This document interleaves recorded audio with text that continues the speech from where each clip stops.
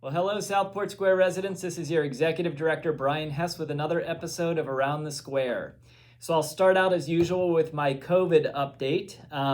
The state of Florida still has not updated their numbers since last week's reporting, so we are still reporting 6.1% for the state of Florida and 6.6% for Charlotte County. The CDC does keep an updated version rolling, so they are still showing Charlotte County as green or low in the transmission side of things, so that's good news that it's still pretty low. Unfortunately, here on our campus, we have had a couple of waves of outbreak through residents and some staff as well. That occurred sort of last week, rolling into this week a little bit. So we currently, as of the time of this recording, have 16 residents and 2 staff members that are positive. The 16 residents are primarily in memory care and skilled nursing, with 2 of those residents being in the independent living side of things. And then 2 staff members, both of whom work in our healthcare center. We are starting to see those cases drop off already as far as the quarantine period. And the good news is that most of these cases are very mild. We're seeing very mild symptoms in most of these residents and staff members. And so we've not had any significant health issues, hospitalizations, or any deaths. And that's great news to see that. Give you a couple of project updates. So our pool is moving along. If y'all have seen, the pavers are down, the pool is complete. They're working in the locker rooms currently. We are still anticipating about the middle of May. We had a little bit of a setback with some framing that needed to be redone once we started opening up some walls. And so we're working through that, but we still do anticipate about the mid-May timeframe to be complete and be able to reopen the pool. Our Gables East renovation is continuing along. I know nobody's seen any progress in the building yet, but with the design company, we've done some final color scheme selections and design selections. They are working on pulling together the design boards that will go to the Gables East Resident Renovation Committee for review and then selection of the final process. So I'll continue to work with that committee on the timing and getting those boards in front of them. Our roofing that has been going on here was last in our Gables East, and as of this recording, they've now moved along to our Gables West building. So for those residents in Gables West, you will hear some pounding on the roofs for the next several days into a couple of weeks. And they'll move, wing by wing. So if they're over your area, you'll probably be able to tell, especially if you're up on the upper floors. But then they'll move along as they get those roofs complete and move to the next. So they're continuing the work. They're moving fairly quickly, and that's good news for getting it done and getting it completed and not having too much of a disruption while they're up there. Our Gables East water leak. So we were able to get the G-Wing piping repaired that was causing the issue with the air conditioners on G-Wing.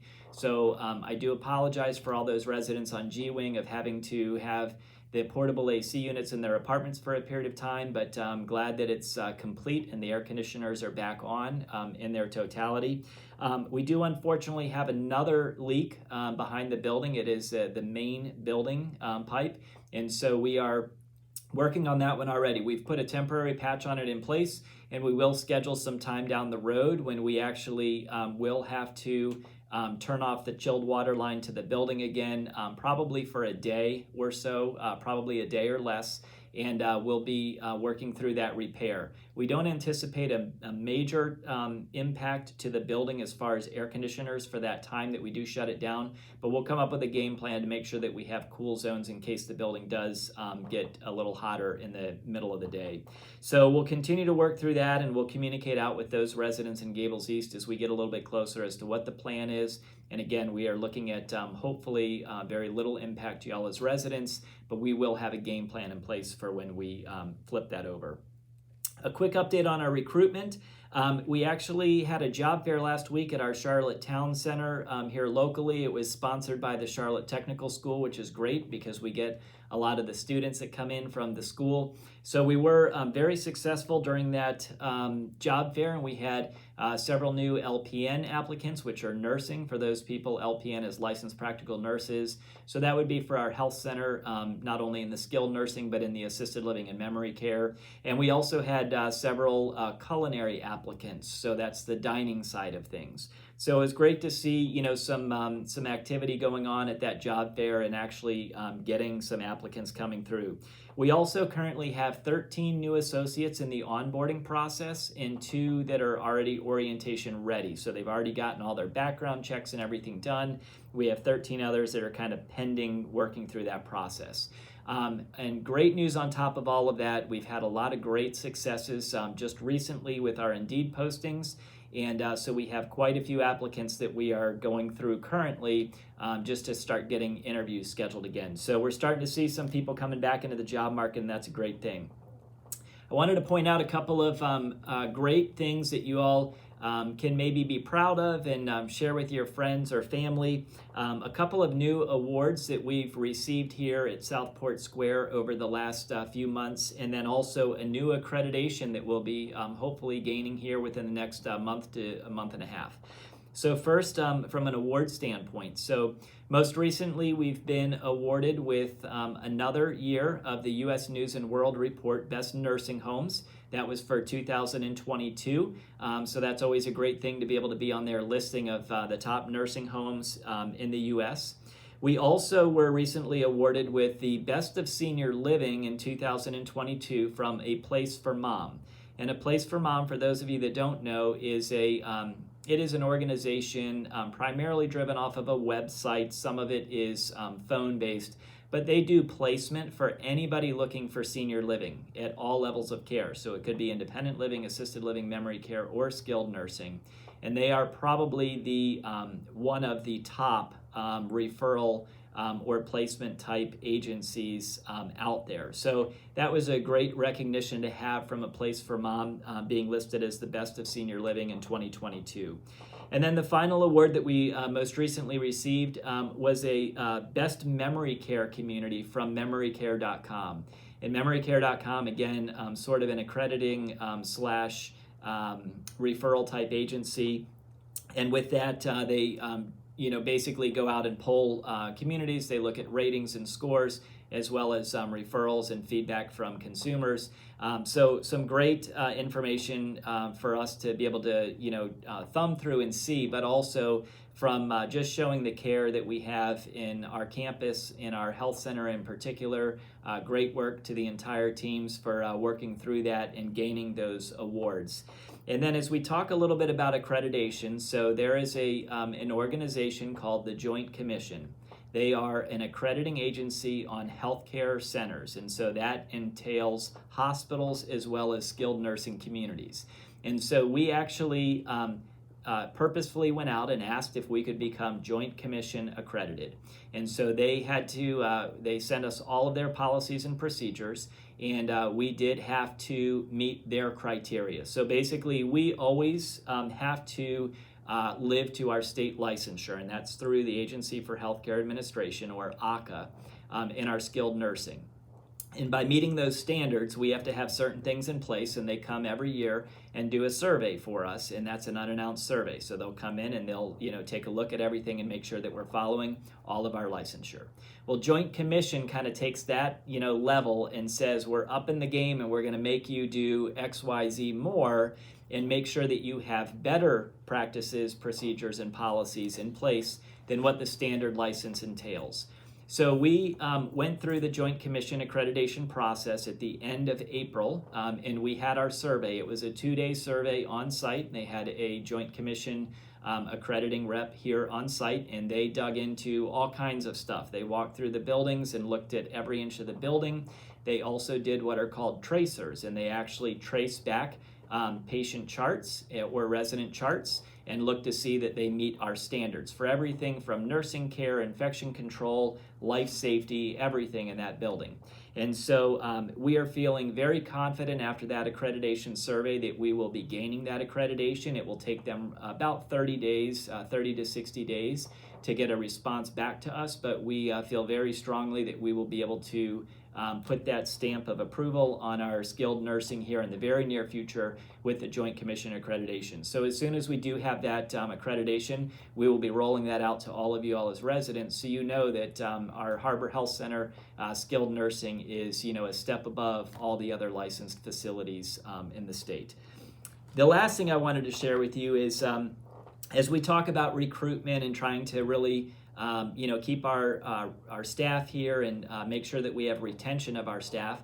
We have a lot of different ways that we work on retaining staff, and I think part of it is we really try to make it a fun place to work, a fun place to be, to come to work every day.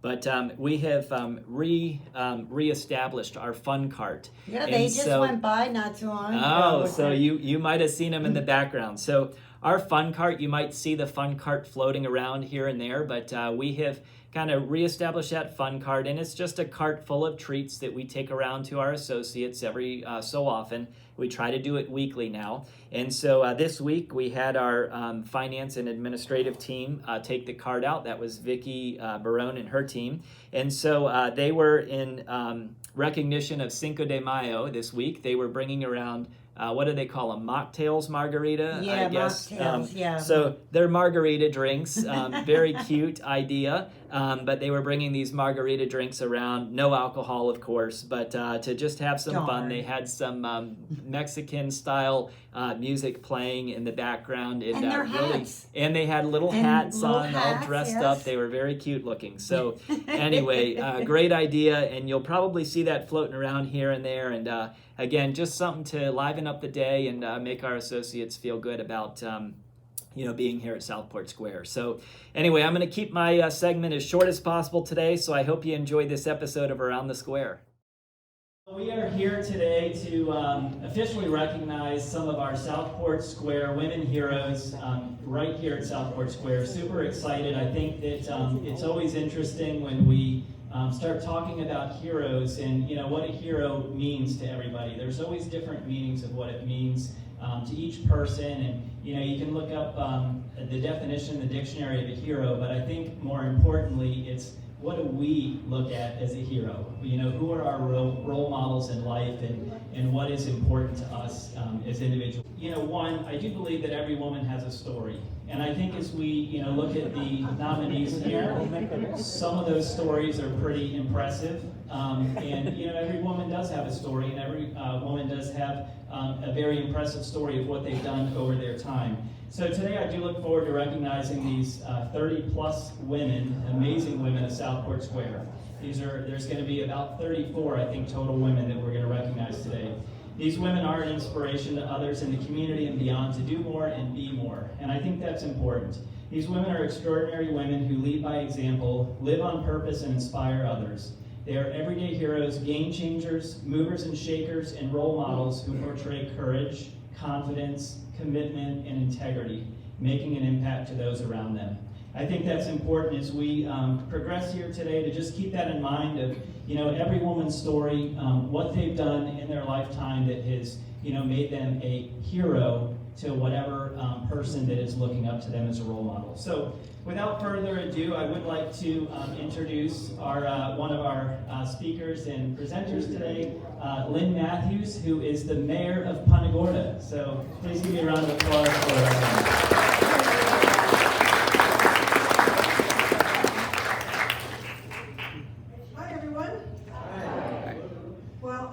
Tell you, this is quite an incredible group of ladies that I just read about this weekend. I sat and read every one of the resumes that I got from Smita, and you guys are just incredible. I hope I have the opportunity to sit and talk with all of you at some point in the future, because listening to some of the stories that were told in the resumes was really amazing. And I'm really just honored to be part of this event, and I'm humbled at all the company I'm keeping, because you guys have some just wonderful, wonderful stories. Some of the people that wrote about all the career paths that you took was amazing to me. And many of you who grew up in an era where the women just got married and had families, remember those days? Yeah, well, I have to tell you, you guys kind of broke the glass ceiling way back in the day. And it's amazing to me to hear the stories of all the college degrees you all went on to achieve, and the career paths that you took, and some of the things that you did in your careers that really just amazed me. I wish my mother had taken a similar path, because my mother was a housewife for the most part, but she worked full time. and she didn't have the benefit of going to college at that time in her life. So she did go to business school, but she didn't have the benefit of going to college and getting the degrees like some of you did. So it's really kind of amazing to see where you all went with your lives in all of those years, and having some really outstanding careers and just major achievements was pretty eye-opening to me. So congratulations to all of you. I think you're all winners, and certainly I think that this is a time to celebrate you, and I really, really hope that you all enjoy this event today. I'm absolutely thrilled to be part of this, and I'll be around later to talk to some of you. I want to hear some more of some of your stories. But each and every one of you, many of you went on to be married and have a family and raise children while you were working full-time. Some of you had single-parent households. Some of you had lovely long marriages. The benefits of some of those things outweigh some of the things when we sometimes give up a career to be a family, or give up a family to have a career. That's the path I chose. So I just feel it's really great to get an opportunity to highlight some of the wonderful things that all of you have done. And suffice it to say, I had no idea of the level of character of some of the people that live here in Southport. I have many friends in this room who have moved here from different places around the community, and it's fun to see all of you too. So I'm honored to be part of this, and thank you all for being a woman of impact, and you've all inspired me to be better and to do the very best that I can do. And I look forward to the ceremony. Thank you.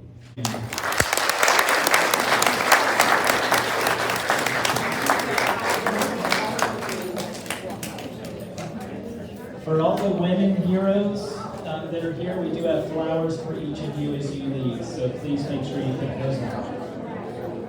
Congratulations, lady.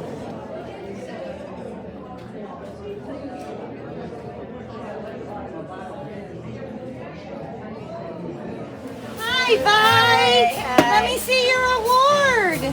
Oh, yes, I am. Look at that. Uh-oh, don't break it. Very nice. And this is from the mayor of Punta Gorda. That's from the mayor of Punta Oh, Gorda. how nice. Oh, well, congratulations. Thank you. Congratulations, Heidi. Thank you. I didn't know all of those things about you. It's so interesting. Yes. Congratulations. Congratulations.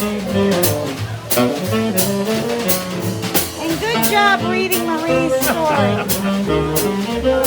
Hi, Peggy. Congratulations. Thank you. I didn't know a lot of those things about you. Well, that's all right. It's always interesting. What a nice ceremony, and very It was nice. a beautiful ceremony, and we've got awesome women here. Yes, we do. I'm just awestruck. Yeah. Yeah, pretty neat. Well, congratulations.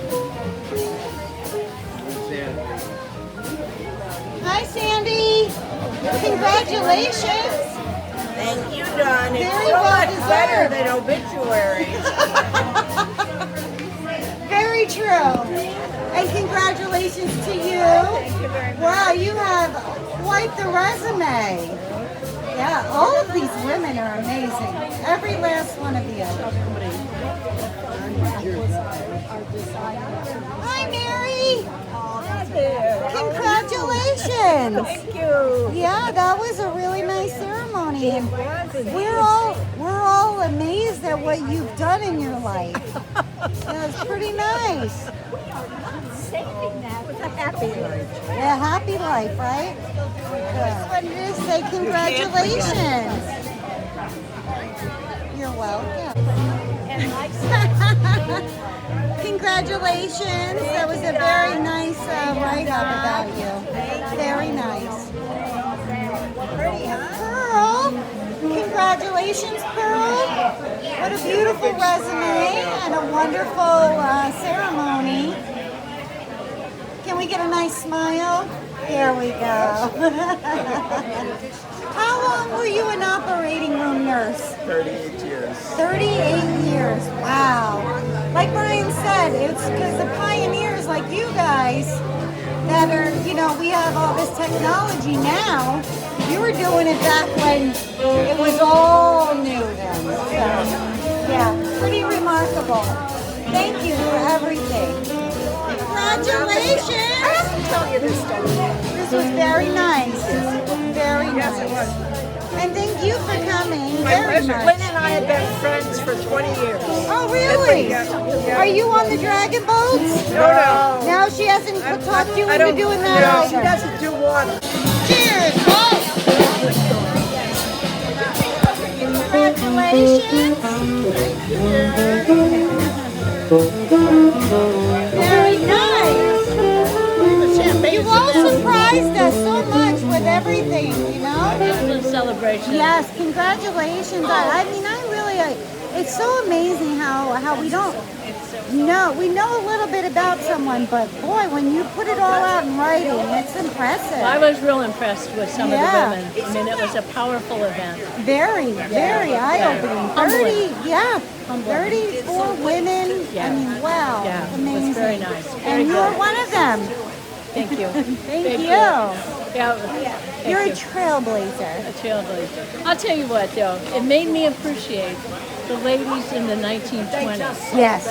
They were the real trailblazers. Yeah, like Marie McDermott. Oh my. Yes. Yes. Very good.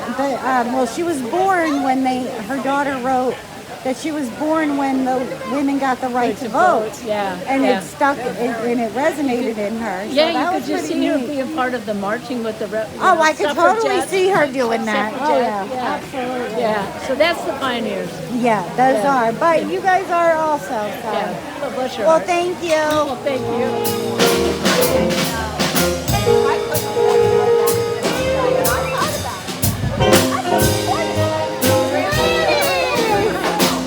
Hey, dear. Congratulations.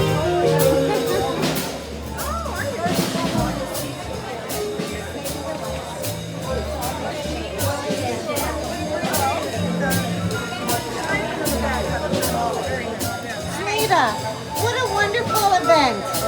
Thank you for being so kind and putting this event on for the residents. It was really good, and when I read those stories, it just touched my heart. Absolutely. Absolutely. Did you get to choose one as well? Actually, that was my thing, Donna Rinaldi. Donna Rinaldi was your choice too? Oh, okay. Just the thing she did in the American Disability Act, Yes. she really lobbied and got it to life. I thought it was amazing. Just a great story. And she's a very modest person. She is. You would have never known the story. yeah. Initially, when we started, it was like 12 stories is what we were going to select. 12 stories. We were going to select. But then when we read all 30, I'm like, I can't do it. Yeah, how do you choose? How do you choose? They were all Exactly. amazing. Yeah. Well, wonderful event, Smita, as always. Beautiful.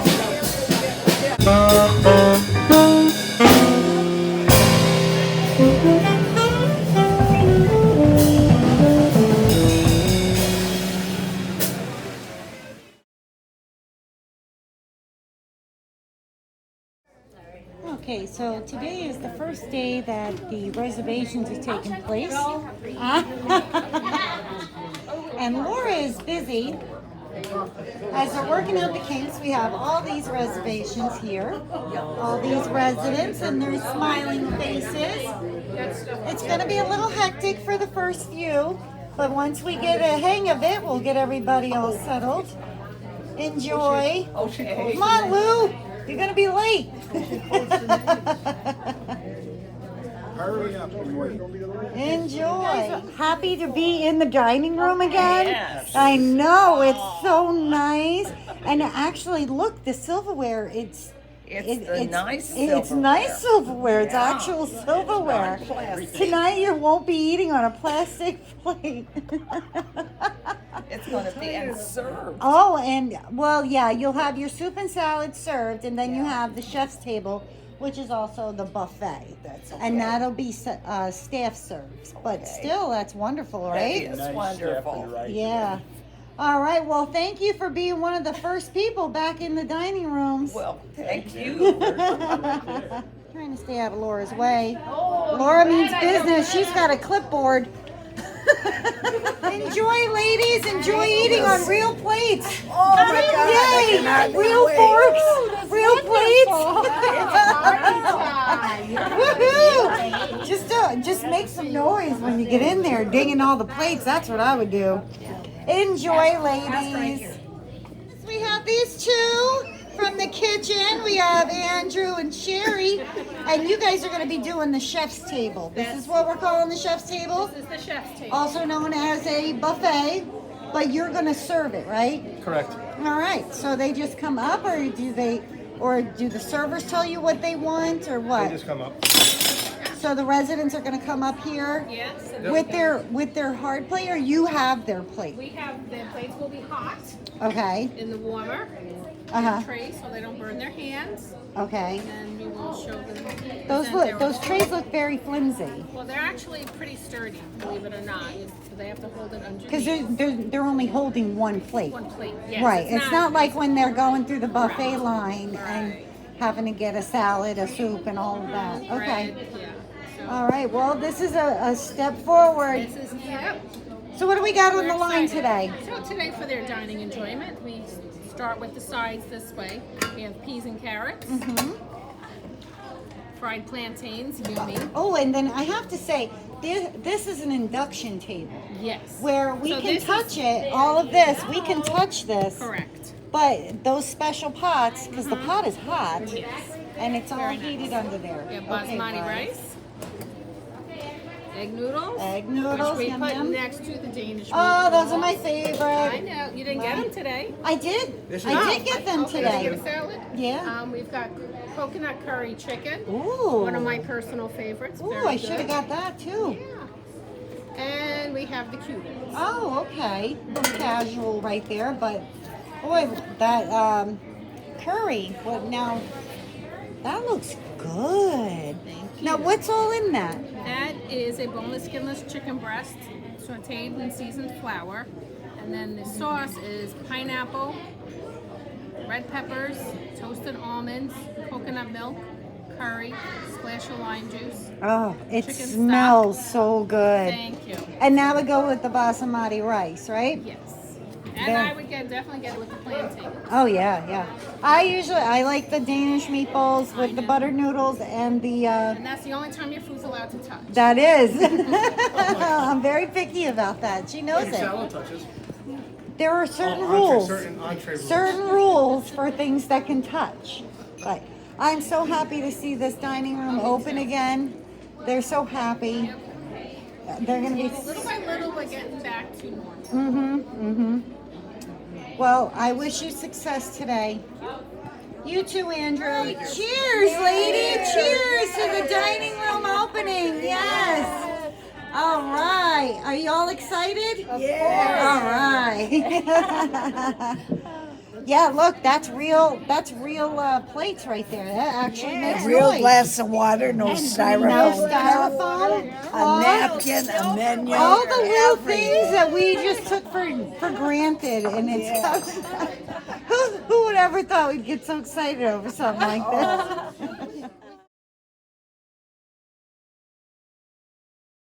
Well, I'm just outside the D wing in West, and it looks like they've used this area as a staging area. They're going to begin working on the roof. And something interesting I found out today, or actually yesterday, the outdoor entrances in the stairwells do not have roof access. So what does that mean? That means the roofers have to go up to the 5th floor into the laundry room where there is an opening, and that's how they'll be getting up on the roof. Well, odd, but that's what they have to do to get the job done. You see the temporary road is out here, so that a crane can bring all of the goods all the way up there.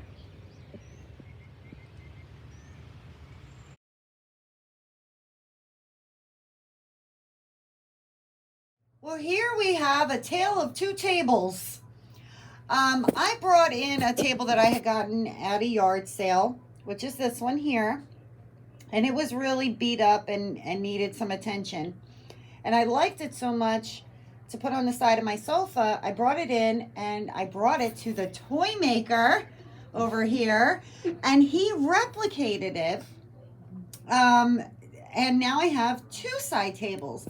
The only difference is that the legs, you said that the lathe in the wood shop doesn't have the ability to hold a leg long. It's not wide enough okay. to stand on it. But it's still wonderful. I wanted to thank you so much for doing that. I will definitely be putting my donation in the wood shop box.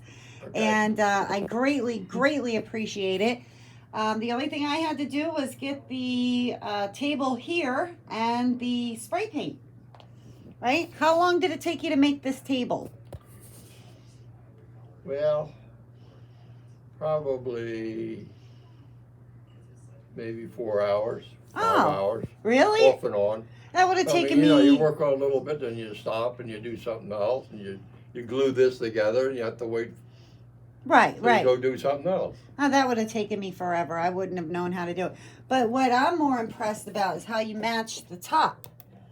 You match the top of the table. You put that, what is this? The edging on it, yeah. A router. A router you used? Yeah. Yeah, it came out so wonderful. I want to thank you very much. Where do you want me to put it? Anywhere you want. Put your autograph on that table, and that way I know that it's a Don Baldwin original.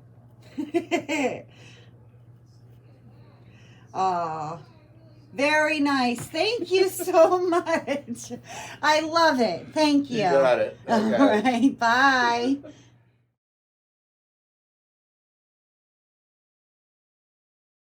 Well, hello everyone from around the square. This is Dawn, and today I'm with 2 veterinarians.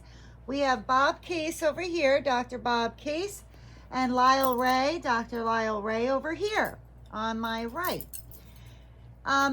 Good morning, gentlemen. Good morning. Or good afternoon, I should say. Now, I wanted to learn a little bit about each one of you. Both of you were at one time practicing veterinarians, correct? Correct.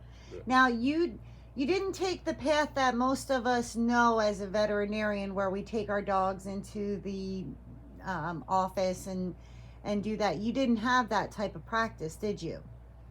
For a while. You did?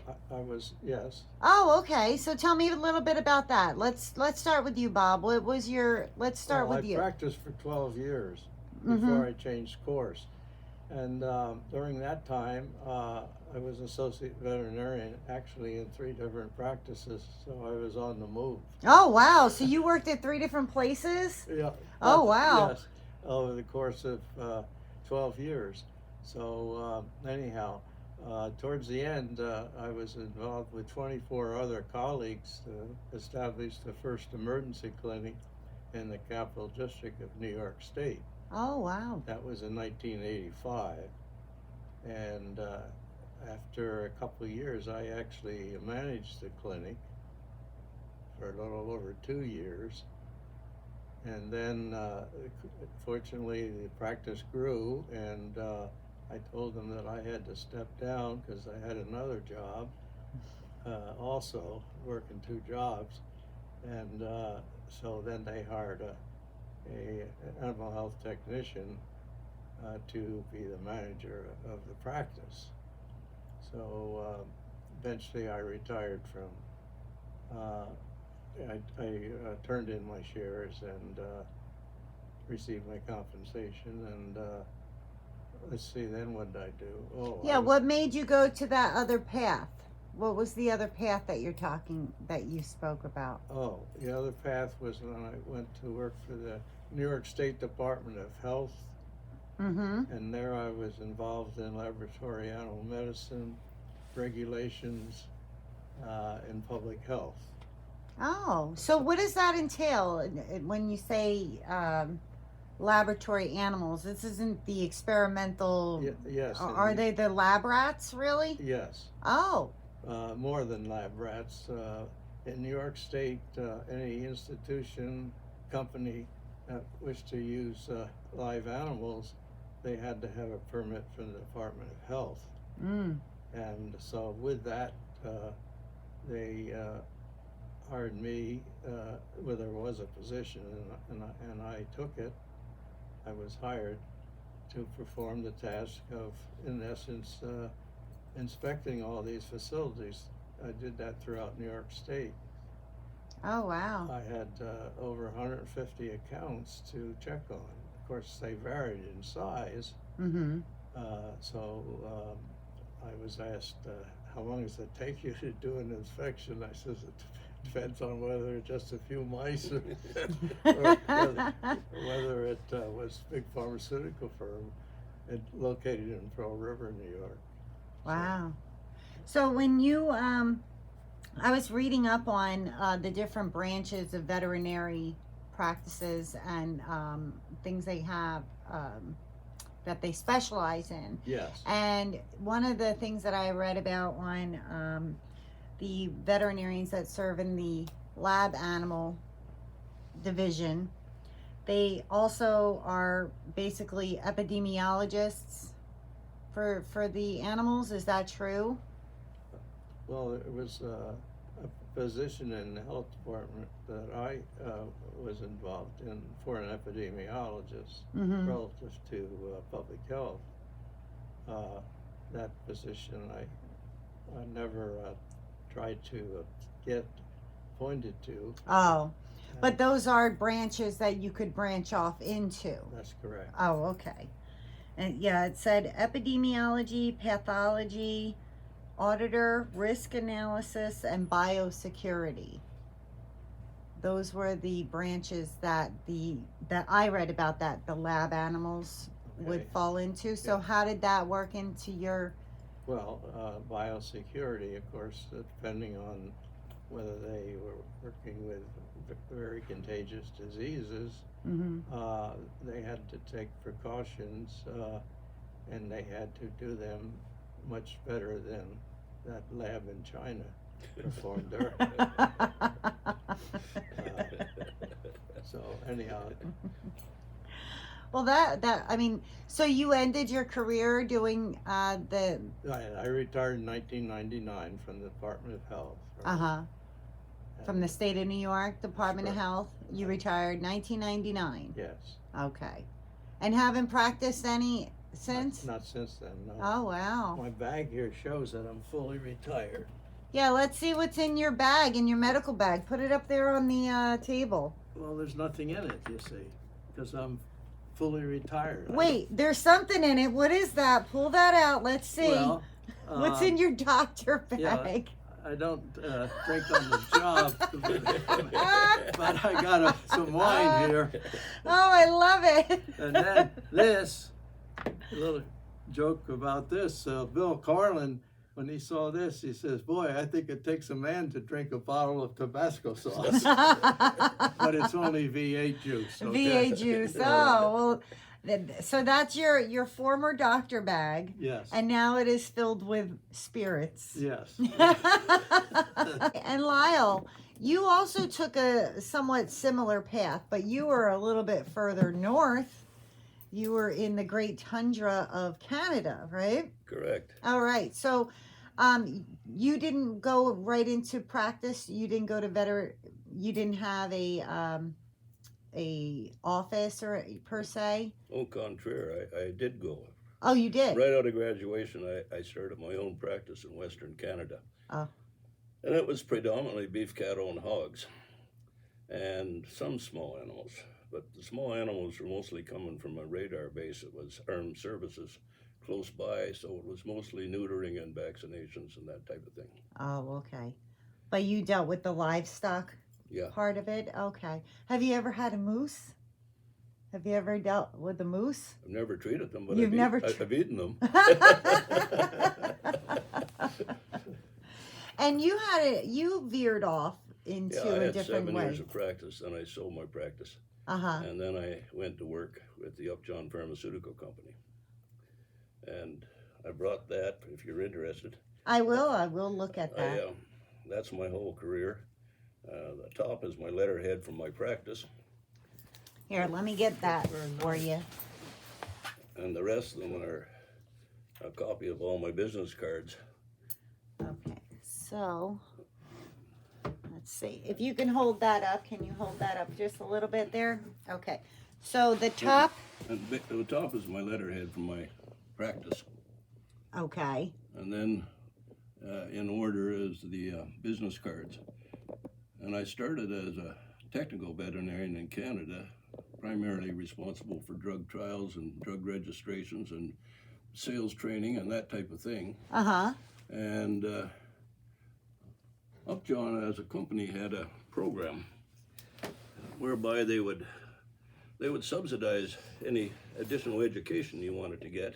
You had to do it on your own time, but they'd pay the bill for it. So I started studying accounting, and 6 years later I got my CPA. And when I got my CPA along with my DVM, they decided I'd be maybe more valuable to them in administration than I was in a technical point of view. Uh-huh. So at that point I moved to administration, and eventually I became general manager of the Canadian animal health operation. Wow. And then I got transferred to head office. We were just starting a new international animal health business, and I got in charge of the whole world except for the United States and Canada. And, even though you were in Canada. well, I was in Kalamazoo, Michigan by this time. Oh, by that time, okay. But as time went on, we built that business considerably and multiplied it many times. And we subdivided the rest of the world into smaller pieces. And by the time I retired, I was vice president of Asia Pacific. Wow. With I guess my best accomplishment being setting up a new operation from zero in China to one that included a full manufacturing plant and sales and marketing force. Wow. Wow. What was your favorite thing to do? Did you prefer being a CPA or did you prefer being a veterinarian? Oh, I wasn't either, and yet I was both. I preferred being. That makes sense. I preferred being in senior management. Uh-huh. And in that field, I used both disciplines. It was the animal health side of the business, so to be a veterinarian was very helpful to understand the business and the products. And I was also in charge of meeting the budgets and the foreign currency exchange and everything that went with it. And I was a whole lot more competent at dealing with subsidiaries in Japan, Thailand, and around the world if I knew how to handle their finances. Ah, okay, wow. So the combination was pretty helpful. Yeah. Yeah, you're a double threat there. But I want to talk to you about my bag. Yes, let's see what's in your bag. Oh, there's nothing in my bag. There's nothing in the bag. It's a bag. It's the bag. I like that bag. It's an alligator? Well, actually, it's a simulated. It's cowhide, but oh, okay. That's part of my story, too. Dr. Upjohn, Dr. W.E. Upjohn, developed the Upjohn Company back in 1886. And he was a physician in Kalamazoo, Michigan. And he built the business. And he was famous for his alligator bag. And it was a regular doctor's type bag, closer to what Bob had there. And when he organized his company, he started getting the alligator bag as just a trademark for his executive and salespeople. And so all the briefcases and all the carry-on cases were the alligator bags. And eventually, they had a moratorium on alligators for a while. They were protected in the U.S. And so then he went to the the simulated cowhide. But the interesting thing about that bag is that only people in the world that were carrying them were Upjohn employees. Oh. So you could fly into the Singapore airport and have a meeting with somebody that you've never seen before in your life. And they could immediately pick you out as you came through the lounge at the airport because of the fact you're carrying the alligator bag. Ah, it was a trademark. So that became a company trademark. And my second story with the alligator bag was I was coming home from Mexico on one occasion, and I was connecting through Dallas, Fort Worth, and one of the customs guys spotted that bag and pulled me over, and that was the time that was a moratorium on using genuine alligator, and he was saying, you can't have an alligator bag. And I'm saying, well, it's not alligator, it's simulated cowhide. And I said, I'll show you. It says so on the bottom. Well, almost all of them did, but so happened mine didn't. Picture on the table there. There's a young man on the table. And for the viewers here, if you can guess which one of these gentlemen that is, you win a prize of yay. You win a prize. I want to see if they know who it'll be. But Bob, you have some, other than your wine, what do you have here? What are you showing us? Well, that's not enough, I guess. Yeah, that's not enough. Well, I'll show you my hillbilly putter. Yeah. And that came about as a result of so-called golfing buddies thought I needed help putting. Ah, with your retirement, you needed help Putting. Putting? Yeah, so they thought that this would be help me a bit. But there was one problem, you see. On the green, when you're putting and you're with others, they're supposed to be quiet, right? Mm-hmm. Right. But whenever I tried to use this, they laughed. So there went the quiet time. So but it's certified somewhere here by the PGA. Oh, it's sanctioned by the PGA. Okay, so. And what is it? Acorns? Well, painted acorns. I never opened this little yeah, plastic package here, but they're smaller than a golf ball. But maybe what they're trying to say is that's the size I should use or something. So anyhow, that's the story with that. And I enjoyed that very much. Now, you two gentlemen have had similar career paths, similar paths in life, really, in a way. And then you wind up both here. You didn't know each other until you both moved in. How did you guys meet? How did you find out that you both had similar backgrounds? It's your fault. It's my fault? Oh, and why is it my fault? You did an interview just like this between Nancy, Bob's wife, and another friend of hers in here. Mm-hmm. And I was watching it on the TV in my unit, and Nancy made some comment in her background that her husband had been a veterinarian and that they've been in practice, and I thought, well, I got another veterinarian here. I got to find out who this guy is. So the next happy hour, I introduced myself. He asked me to come outside. Said we got a little something in common here. Oh, that's so funny. That's so funny. But you even have the same time frames that your lives were, that your careers were at. You were right around the same time frame, right? Yeah. You retired in 99. He retired in 98. Well, Bob graduated in 61, and I graduated in 62. Yeah, so... And, yeah, I retired in 98, and he at 99. Wait, you graduated after him and you retired before him? How is that? Well, I guess... Bob, what happened? You were playing with your putter. I guess I just got lucky. 8 years? Well, in Canada at that time, we had a grade 13. Uh-huh. So grade 13 was considered the equivalent of first-year university, and the veterinary course was 5 years. So that was basically 6 years after grade 12. Oh. Today it's changed, and it's a 4-year course, but you can't get into it without having a minimum of 2 years pre-vets, but the competition's so much that no one that makes it in with 2 years. You got to pretty well have 4 years degree before you ever get in. Wow. Same with you? I was at Cornell 6 years.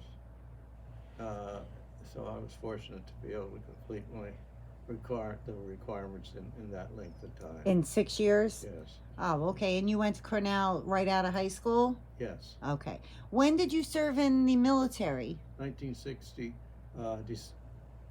August of 61 through July of 63. Oh, Two okay. years, right. And that was during the time that you were in college?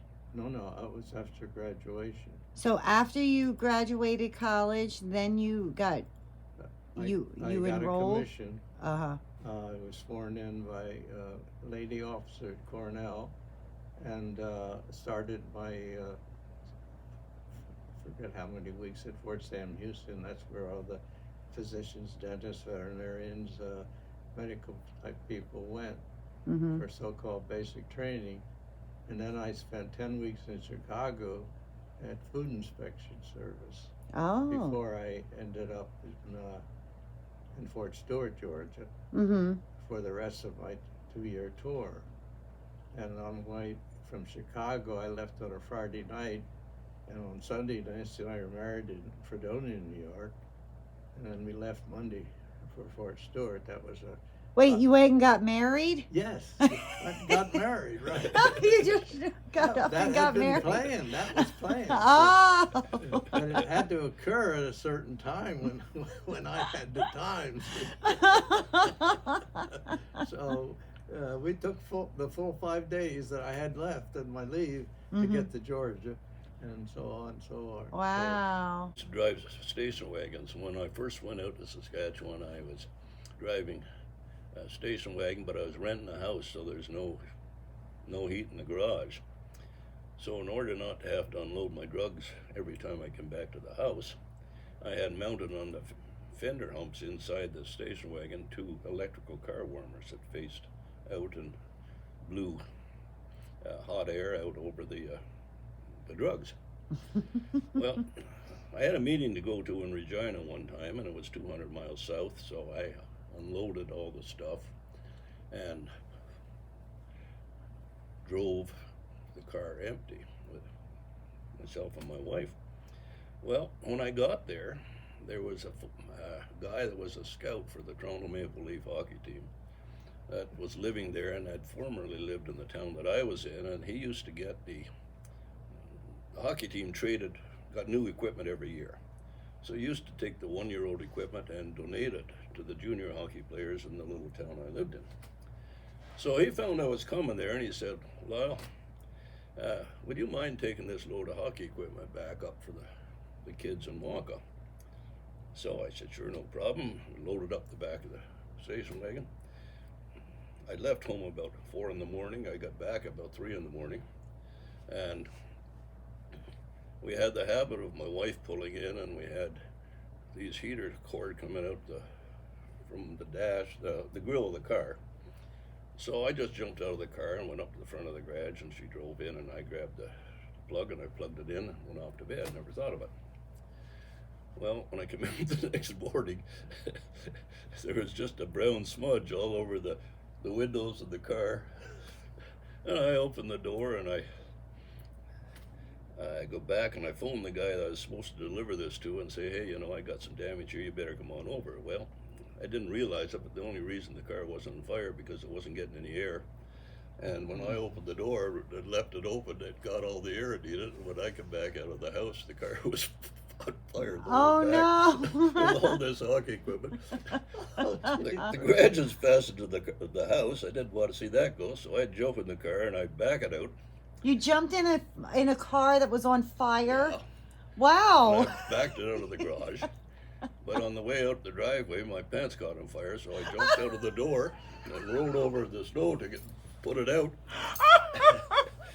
And there was a big garden in the seniors' lodge across the road, and I aimed it towards the garden. But when it went down over the road, there's a little bit of a swale there, and the car switched, and it went over, and it went into the seniors' lodge. And as luck would have it, the only unit, the one it hit was the lady had been taken to the hospital the day before, so she wasn't in it. Oh my gosh. Well, then to make the story just a little funnier, we had a volunteer fire department, and we had a challenged adult that lived with his parents in that senior home. And he was downtown on his bicycle, and they had the alarm for the fire, so they're all heading for the fire department. And this challenge guy says, "Oh, don't worry about it. They're only burning some tires out by the lodge." So they all went home. They didn't even come help you. And by the time they came, all the woodwork on top of the lodge was on fire. And my car was a total write-off. What happened to the hockey equipment? It was gone. Aww. I built myself a new house and clinic shortly after that, and I put a separate a natural gas furnace in the garage, so that I had to heat a garage from that point on. I can't believe you jumped into a burning car. So not only are you a veterinarian, a CPA, you're also a stuntman. Kind of stupid too. Now, Bob, I can't top that. I was going to say, you're a veterinarian, military, avid golfer. Do you have any Caddyshack moments like this? Like, I know you can't top that. I can't top it, but I have some crazy moments. Now, you're wearing a T-shirt. Now, what is that for? What does that say? Veterinary Medical Society. That's my state association. Oh, okay. I was a member of, and I went through the offices and on various committees and so on. So that's that. Oh, okay. Wow, that shirt looks really in good shape since 1991. Well, I haven't worn it very much. And Lyle, you're wearing a very colorful cat shirt there. Now, neither one of you have animals now, right? Oh yes, I do. You cats. do? You have 2 cats? Yeah. Maine Coons? No, they're American Shorthairs. American Shorthairs? Okay. Silver tabby and a brown tabby. Oh, okay. And you're done with animals? Well, I'm not saying that we're done. We haven't had any in quite a while, and we really should, because we miss a dog, and so got to talk to Nancy, and I think we ought to try to do something that way. But you can just pick up and go, and you don't have to. Right, you don't have to worry about that other animal, but once they're in your life, you have to have them in your life. I know I am. Well, gentlemen, thank you so much for sharing your stories with me. I think it's wonderful. Do you have anything else you'd like to share?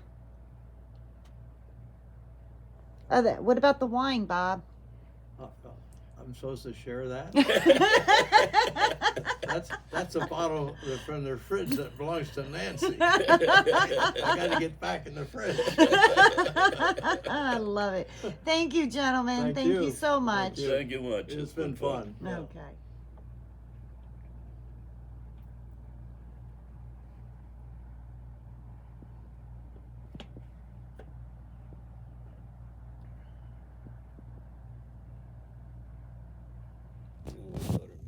Here's Bob.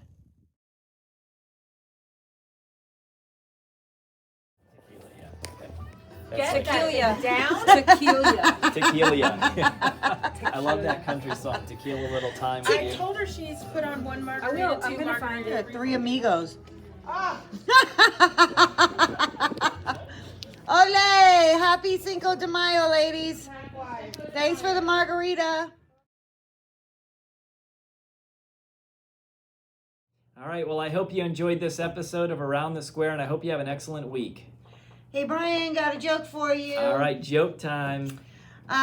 What's the difference between Superman and mothers? Well, one is a male and one's a female. I don't know.